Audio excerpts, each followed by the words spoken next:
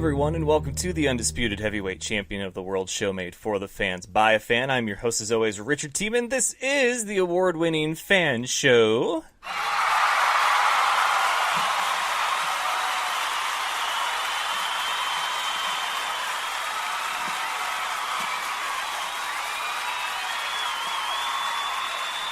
That's right. We're doing this episode a little different. My apologies first and foremost to everybody.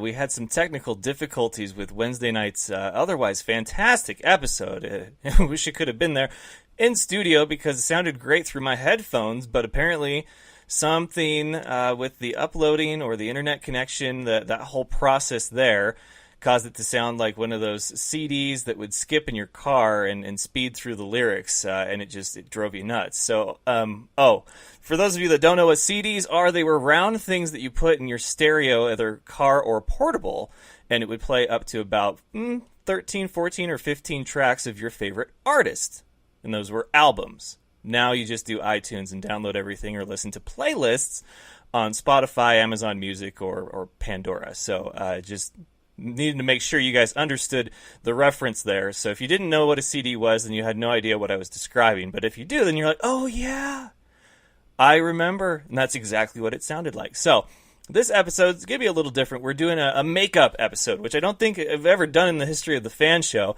Didn't have an episode Thursday because I want to make sure that this audio issue is figured out and that we never have to worry about it again. Basically, all of my tech friends said, sounds like it was the internet connection, which I've been told that when you broadcast using Wi-Fi, that's a risk that you run. So we're going to hardwire the damn thing and use Ethernet cable and go directly from modem to computer, and hopefully that will solve it. Otherwise, we're going to have to scrap going live for a while and pre-record everything until we find another solution. But you're still going to get just as good football and nonsense 3 days a week. You just won't be able to tune in live, which would really disappoint me because I like being on here pretending that someone out there might actually be listening to the live broadcast. So without further ado or any more delay, I was able to, of course, Will Bales and I, driver of Hypershock from Battlebots, his interview was pre-recorded, so the good news there is that one doesn't have any issues because that one was recorded offline. And then I listened through the entire episode, seeing what I could salvage of the Christopher Gilchrist interview. And what's funny is that about 2 minutes into his is when everything clears up again. So, the powers that be up above, looking out for the Fan Show. All of my stuff sounded like crap, so I guess that's the irony of it. But his interview at about 2 minutes in finally clears up, and then the rest is just fine. So I was able to salvage most of that. So we will start off with the Christopher Gilchrist of the Jacksonville Sharks interview first, and then we will bring it home with Will Bales of Hypershock. This is recording Friday night. There's a new episode of Battlebots on the Discovery Channel, already aired on the East Coast, and for those that have the East Coast channels on the West Coast, but you've got the new episode coming up here in about 45 minutes. Iowa Barnstormers are taking on the Sioux Falls Storm right now. It's in the fourth quarter. It is a thriller. Don't want to give anything away because we're going to talk all about it Tuesday. Stanley Cup Finals have concluded. That's right, your winner and new and first-time Stanley Cup champions are the Washington Capitals, which is fine. Now, Never Have I Ever is now officially checked off their list for Stanley Cup Finals for that team. Vegas Golden Knights, nothing to hang your head about. You guys had one hell of a run and one hell of an inaugural season. So congratulations, guys. You get the cheer and applause button.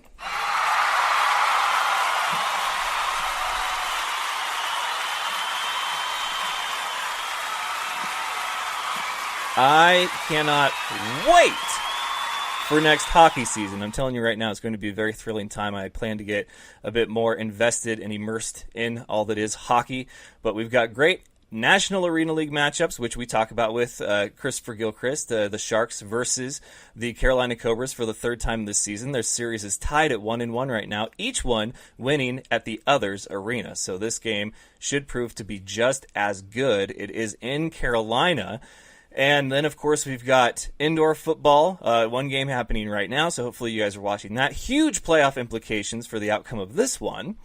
And we've got new BattleBots tonight. I already mentioned that. NBA Finals Game 4, I believe, is tonight. Happening right now, I think, in fact. And the last time I checked, it was early in the first, and the Warriors had the lead Color Me Shocked. Last night, though, was a very emotional night for me. My junior high, it's now a middle school, band director, a guy who inspired me and challenged me to chase my dreams and my passions, whether it was teaching or being a musician or whatever, retired after 20-plus years of teaching. I'll tell you guys all about that on Tuesday, but they let me say a few words beforehand. It was a great time. He went out in true Fosberg style. Mr. Fosberg, thank you for 20 great years of changing music in the eyes of Spokane's youth for 2 decades. It was really something special. So we're going to get on with it. Shorter episode, a more condensed one, because I want you guys to hear what you should have heard crystal clear on Wednesday, and then, of course, we'll be back on schedule Tuesday. So here is what I could salvage, and again, there's a few spots that are still a little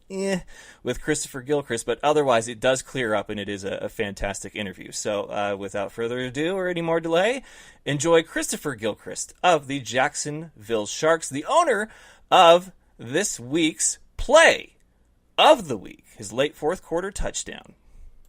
Being a Jacksonville Shark, I don't know, it's pretty exciting, but being in the arena, it was a different game for me because, like, going outdoor, indoor, it's very physical, and it's more that pace, the rule different, so it's just a lot of adjusting, and once you, my very first game, the very first game, I literally had Z catches for 0 yards.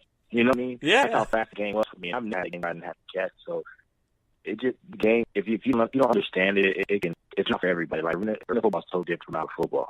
Oh, yeah. It's a completely different game plan, a mindset, and you got to be thinking and on your toes at all times. Now, you're not the one that's got to make the throw. You got to make the catch. What was, for you, going from outdoor to indoor, the biggest adjustment that you had to make as a playmaker? Me being tall, you would automatically think, hey, yeah, he's a physical, big, taller receiver, But that's the case. Going outdoors is more like a nest. Like, I'll ride you, I'll get in high race and stuff like that. But going into arena, I ain't no nest. You're going to be physical or you're not. And that's what the game is, Tell me now that ball undefeated. Oh, yeah. That ball is like 5 times for the Arena League, man. That thing will take you out, not even blink. Yeah. But I say physically, the game, you have to learn to be more physical, other than that, I think football's football, but being physical, that's what you got that receiver in football. So you're a physical player or receiver? I do. Before this, I would consider 50%. I would say like 50%. I would consider myself, but now like I'll get there. I'll down there with the drum and go block them when I have to do that. What was it like through your eyes adjusting to the defensive schemes that you would see? Because there's less guys on the field on both sides of the ball, but there's some different looks that you'll see in the Arena League. As a wide receiver, like, what stood out to you at first? To be honest, nothing really stood out because I was so lost in the beginning. Like I literally had no idea what was going on with coverages until maybe 2, maybe 3 weeks ago when I finally sat down with my coach and asked him, man, like, hey, what coverages are you guys? What are they running out there? And, now I know what coverages they're running by just looking at the backside corner. The backside corner in this game tells you everything. Yeah, and so he can tell. Go ahead. I was just saying because he tells you everything. Like, he can tell you whether in man, zone, cloud, whatever coverage it may be. He tells you everything, and so I learned that. A couple of weeks ago, and I've been fine ever since. And I'm having big games back to back. So what's your tale of the tape, so to speak? You mentioned playing outdoor, and this is your first time indoor. How long have you been playing ball altogether, and what got you to the Arena League with the Sharks? I'll just give you my rundown. 2012, I graduated and went to Florida Atlantic University out of high school. Didn't end up liking it up there too much. Came home, went to junior college for 2 years in California, where I'm originally from, and won a state championship there at Mount Sac Community College. And then from there, I went to West Texas A&M, played 2 years there. And from there, I had my pro day, did pretty well. Couple teams were interested. I had the Chargers and the Saints, that were interested. Didn't end up going too far with them. But after that, I had my daughter and sat out a whole year and got a call from Coach Burley last October. And he offered me a contract. I mean, I've turned down several of these deals, and then I finally just picked this one up, and call it a blessing. God might be telling me something. Hey, man, pick the cleats up again, or anything, Yeah, no, I get that completely. So, Did you know Coach Burley outside of that interaction? Before I met Coach Burley, no, I didn't know him outside of this. I was walking into work. I was flipping burgers at Burger King. Wow. I mean at Dairy Queen. I was flipping burgers at Dairy Queen. Wow. I got a call when I was opening up the store from Coach Burley, and he offered me a contract. I kind of BS'd him for about a couple of weeks, and then finally I was like, you know what? I'm just gonna go ahead and take this deal, and I'm one of the two receivers that's been here since camp, so I've been here for a little bit over 2.5 months. So, well, that's good, man. They need that consistency on the field right now more than ever. We're about midway through the NAL season. There's a lot of football left to be played. Very tight race right now. It's a 4-team race. You guys got the win over the Columbus Lions, which was a rematch of last year's championship game, and now you guys are pretty much in control of your own destiny moving forward, right, with the exception of a game or two. But, man, there's been some really great games, some really stiff competition. For you being in this league for the first time and taking that time off, like what did it feel like to step back out onto a field and lace up the cleats again? The first couple of weeks, it was rough. It was it was an eye opener. But as the weeks progressed and time went on, it's just like riding a bike. You know, you don't forget how to run a route or catch a ball. You've been doing this since you was knee high to a fly, so it doesn't really go away. You know, only thing that happens is, you know, you don't get the time back that you've set out. But I feel like just like I said, just like riding a bike, if you can ride a bike, you'll always know how to ride one, you know. So I always know how to catch a ball. Well, you guys... But getting on the field is fun. Go ahead. Oh, no, I'll let you finish. No, I'm just saying, man, just being back on the field, man, it honestly just made me feel like a kid again, you know, and it brought back some of that excitement because honestly, I think if I didn't put my cleats on again, you know, I probably would have been bitter, you know.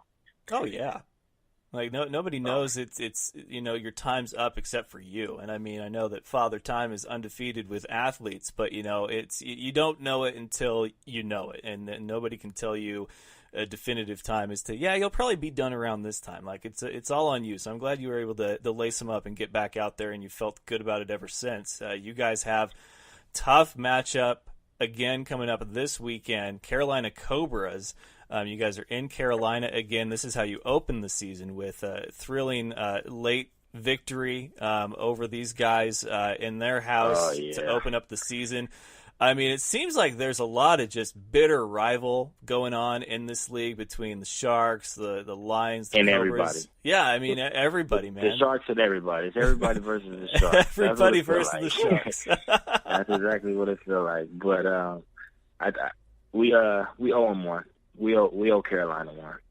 They came in our house a couple weeks ago, and they put it on us, man. We only scored 7 points offensively. That's not all right.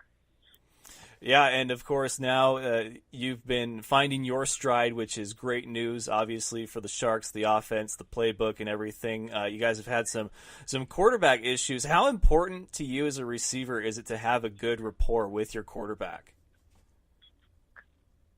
Just quarterback and receiver relationship should always be key on an offense.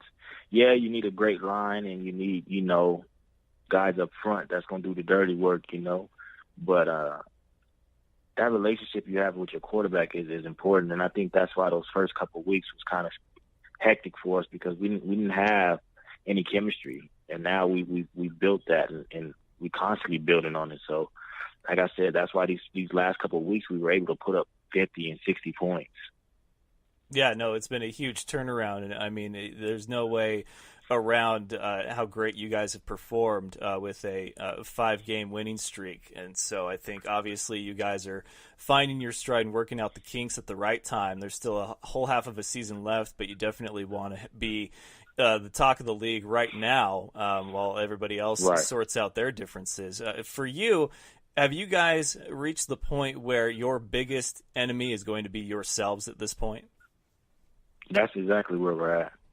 The only thing that can hurt this team is ourselves.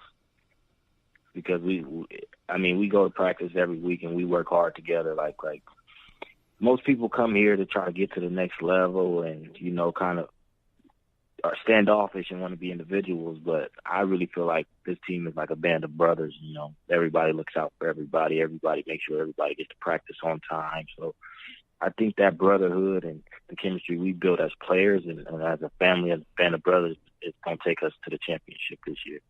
What would it mean to you knowing the kind of adversity that this team faced and the way that people kind of wrote you off, not even a quarter of the way through the season when you guys hit that 3-game skid to win a championship? What would it mean to you and the rest of the locker room? To me personally,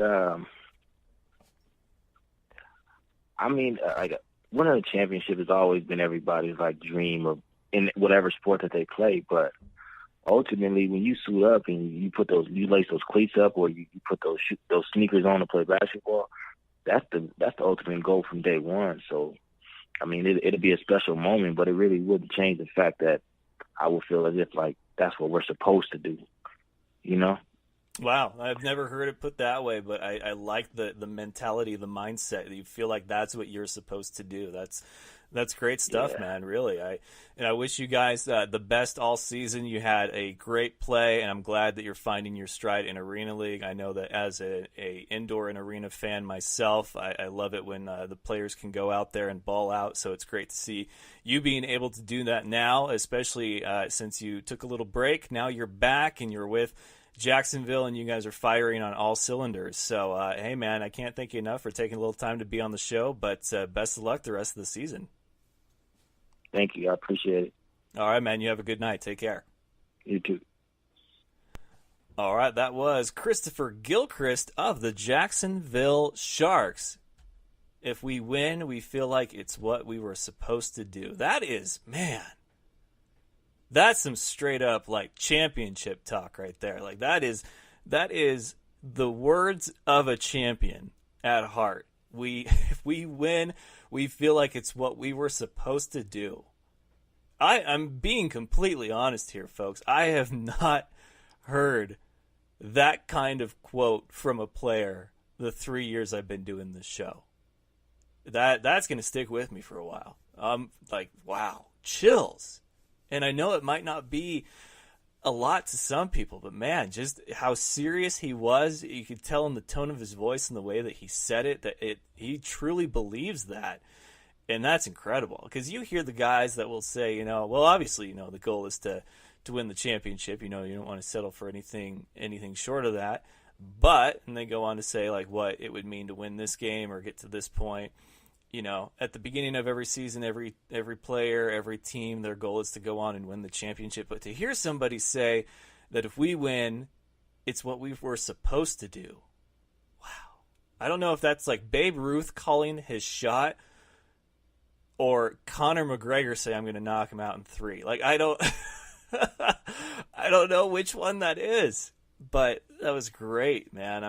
I love that quote. Okay, I might write that down somewhere. I should, but it's going to be forever on the Fan Show, and I do want to thank you all very much for tuning in this evening. It was a fantastic Wednesday edition of the Fan Show. Don't forget to check out Dynamite Enterprises, Customize Your World, and, of course, Undisputed Belts. Everybody loves the belt. I'm still getting feedback from people that were at Comic-Con. I'm getting more and more likes on the Facebook and more plays on the old YouTube channel there, and social media has been bumping. So very excited about that, and very happy that we've been able to have the success on the Fan Show that we've had lately. And I think it's just onward and upward. No looking back. I ain't looking back for nothing, because this is what I'm supposed to do.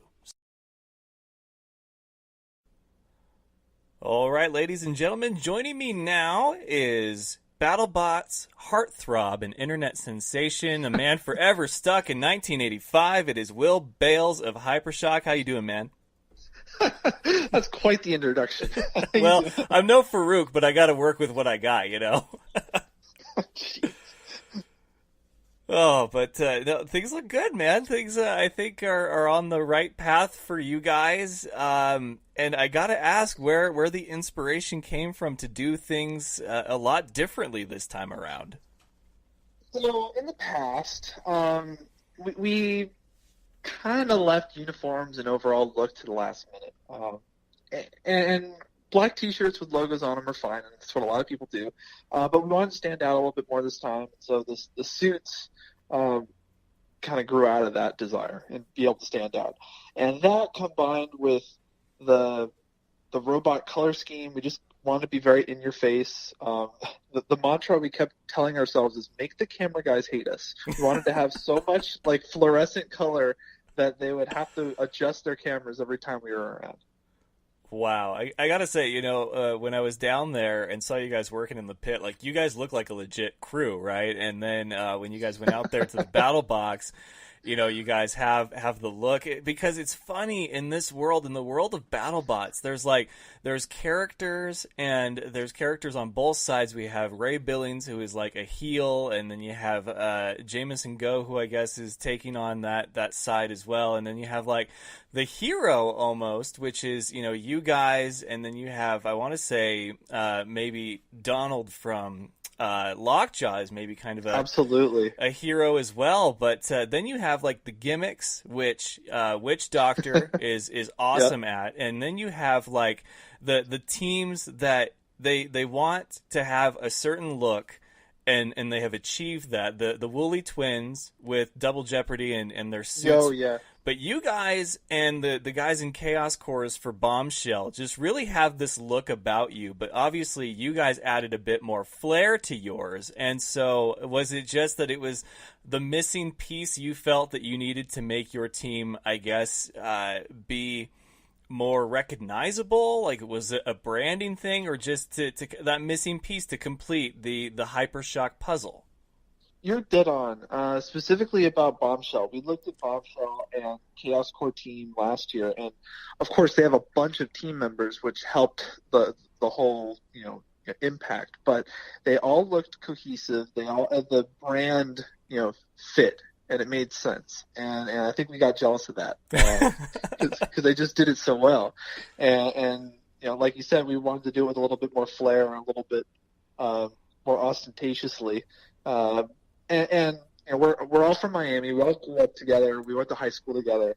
We like bright colors and cars and growing up around Miami and Miami Vice, and it all kind of made sense. So we did the Outrun theme, and we loved the neon colors. So we just kind of went full bore on that. Yeah, every time that I saw you guys, the commercial for Grand Theft Auto Vice City would play through my head. And I feel like that's probably a mission accomplished for you guys as far as, what look you were going for. But I love the jumpsuits, I really do. I wish I had one that said, the F.A.N show on it, because I'm a huge 80s guy. And I wanted to ask you, how far away from having Hypershock look like a full-on DeLorean were you guys? Well, we got really close. In fact, it almost looks like an alien DeLorean-esque without any of the paint on it. Once we powder coated everything, then it totally transformed. But yeah, we'll have to get you a jumpsuit. It'll take some time. But. That would be awesome, man, because, it's a great look. I love it. Like you said, Chaos Corps, the guys with Bombshell look like a very cohesive unit. Ray Billings just needs to walk around with a shirt that says, sorry about your floor, and that'll be his uniform. But, I mean, really, that's the variety that you get with something like this, is that you have people that have maybe matching button-up polos, and they look like they're all part of the same bowling team, or you have full-on costumes like with Witch Doctor, and then you have the guys that take it a step beyond that as far as you want unity but you don't want the gimmick, and so you guys have found kind of that happy medium. And then you have guys that just sort of show up in a t-shirt that say duck, and that's your thing. So I love the variety that I'm seeing, and we're up and running on season 3 now. You were one of my first guests during season 2 on ABC, and clearly everything's come leaps and bounds beyond that. What's what's been your assessment of Scene 3, not only from a participant standpoint, but now from watching it all play out? I feel like it gets a lot better spotlight on Discovery and everything that's been happening over, 4 episodes now? Yeah, it's we've only been into it for a couple episodes, but it just feels better. It feels like more like home.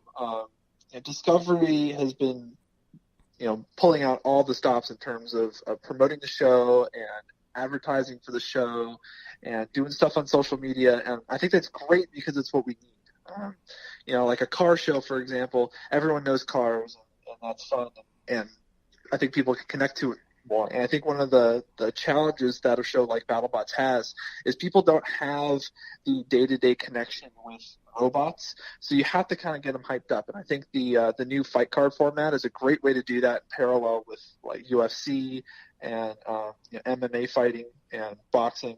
And so far, I think it's awesome. I like more fights. I like how the whole look is just a little bit cleaner and more refined and just up a notch a little bit.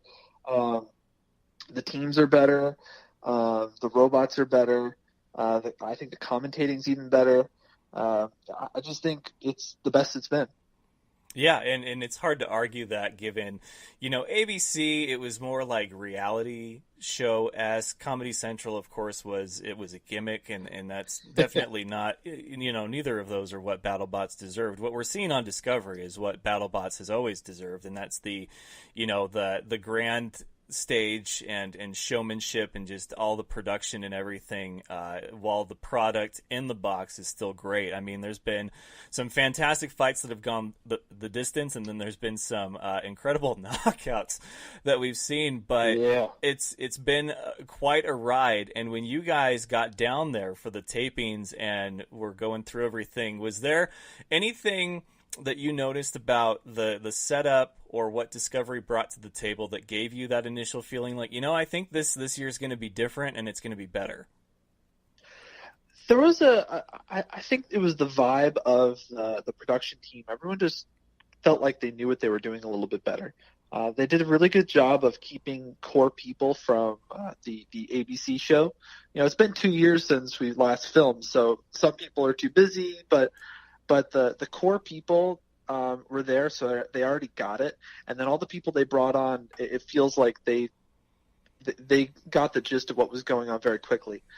So by week 2, everyone was running at full pace, and there weren't really any hiccups. And it was just a cleaner running machine this time.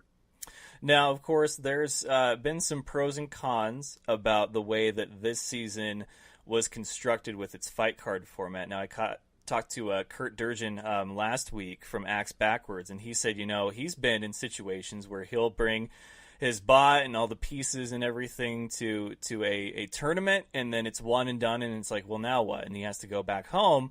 But now it's like you get to, just because you lose one fight, you're not done yet. However, on that same note, a lot of guys are having to worry about, do they have enough parts? Do they have enough time to fix their bot to even get to that next fight? What was your initial thought for the fight card format, and how, do you have a preference? How have you felt about the season before the tournament?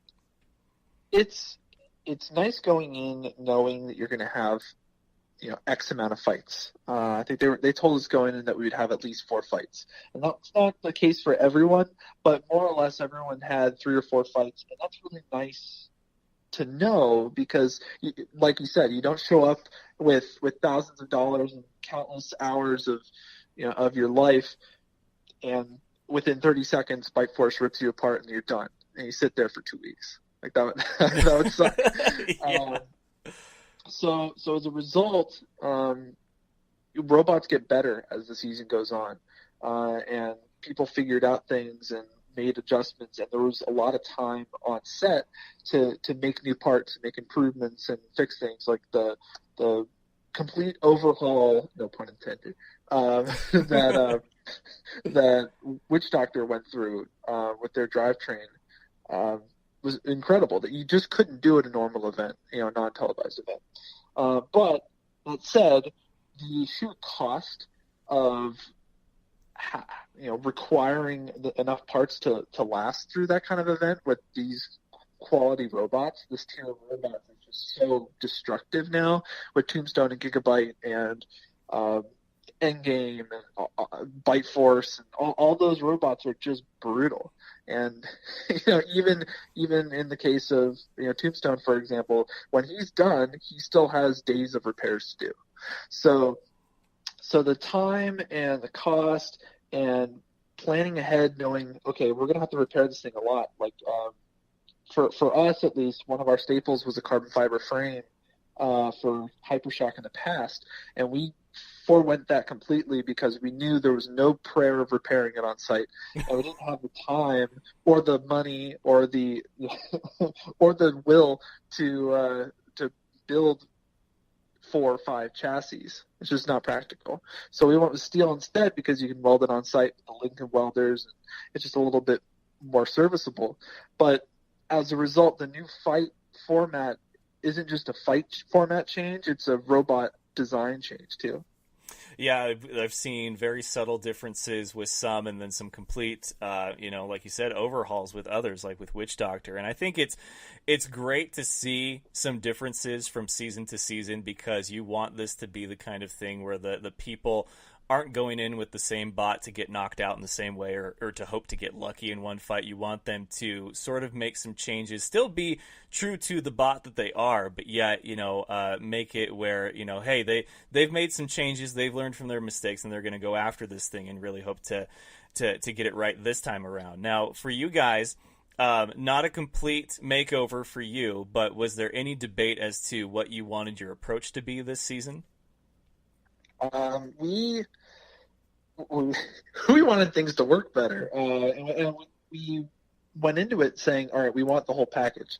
We do want to be bright and crazy. We do want the suits. We want that whole appeal that robots like Bombshell had. And in addition, we knew that because of the new format, we were going to have more than just one robot's worth of parts. In fact, most of the top tier robots, there were 2 of them or 3 of them on site.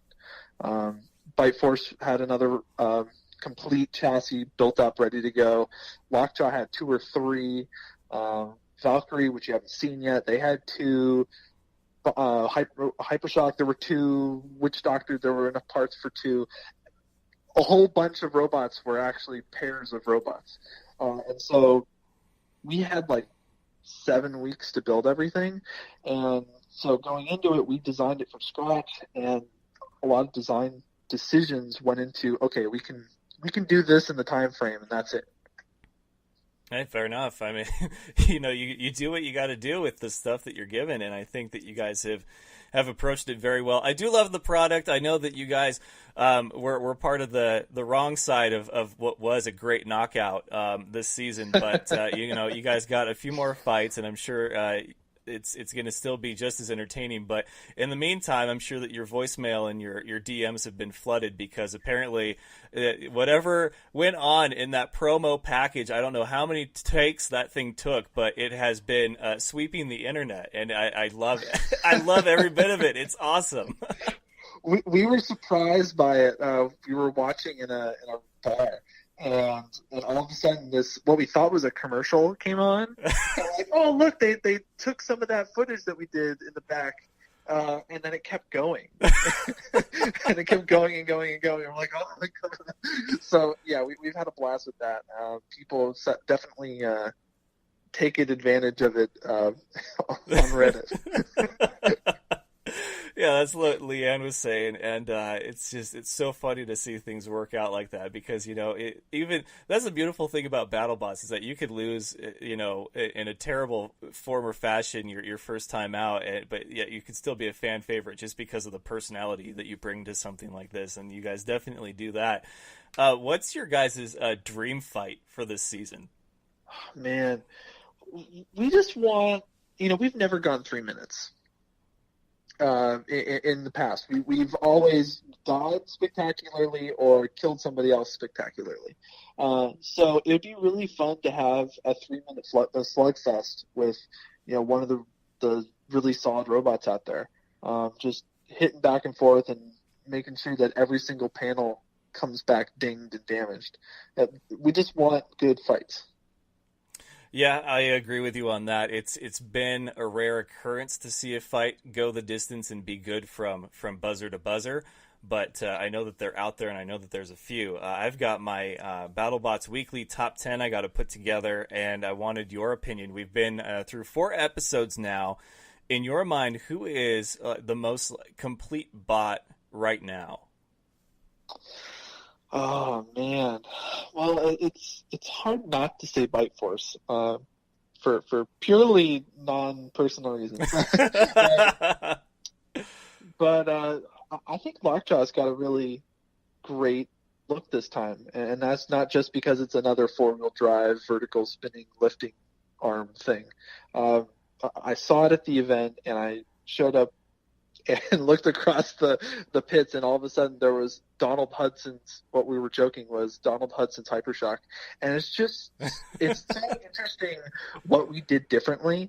And I think that robot, he's put so much time into it, and he has so much more experience than everyone else, that I think it's got a really good showing.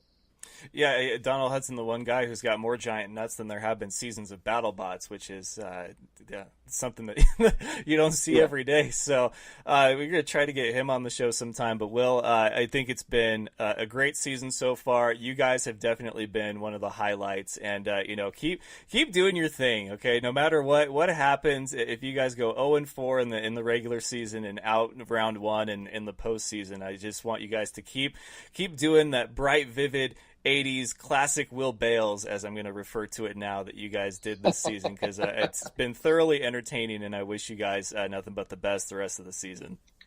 Well, thanks. We're having a blast. All right, man. Well, hey, good luck to you the rest of the season. I know that we already know sort of the outcome, but those NDAs, those pesky NDAs, so we're going to act like, we don't know what's going to happen. And I can't wait until you see NDA versus NDA. The NDA was unbelievable. All right, man. Well, thanks for taking some time to talk Battlebots. I will see you on the social medias, and I hope your DMs don't get too flooded. And it's more than you can handle. But you have a good rest of your night, all right? Thanks, man. Have a good one. You too. Do you remember the time that Mark Sanchez ran into his own player's butt? That was funny sports. Thank you for having me on the show, man. I love the F.A.N show.